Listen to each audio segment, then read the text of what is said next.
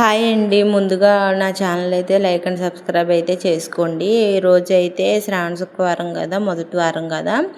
అయితే నేను కూడా ఇంట్లో అయితే దీపారాధన అయితే చేసుకున్నానండి. పొద్దున్నే లేచి ఇల్లు గుమ్మాలు అయితే శుభ్రం చేసేసుకొని, ముగ్గులెట్టేసుకొని, స్నానం చేసి వచ్చి ఇలాగా దేవుడి సామానం అయితే శుభ్రం చేసేసుకొని, పటాలు కూడా శుభ్రం చేసుకుని, బొట్టు అయితే పెట్టేసుకుని, దేవుడి పటాలను అలంకరించేసుకుని, దీపారాధనకు కావాల్సినవి అన్నీ రెడీ చేసేసుకున్నానండి.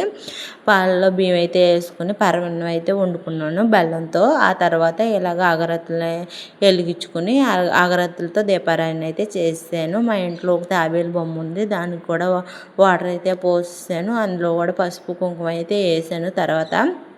ఆ తర్వాత ఇలాగ దీపారాధన చేసేసుకుని నైవేద్యం అయితే అమ్మవారికి సమర్పించేసుకొని ఏదో తెలిసినంతలో అయితే చేసుకున్నానండి. ఇంతవరకు అయితే దీపారాధన మా అమ్మ చేస్తే మేము దండం పెట్టుకునే వాళ్ళం. అంత పెద్ద దీపారాధన చేయడం కూడా తెలియదండి. ఏదో తెలిసి తెలియనట్టుగా అయితే చేసుకున్నాను.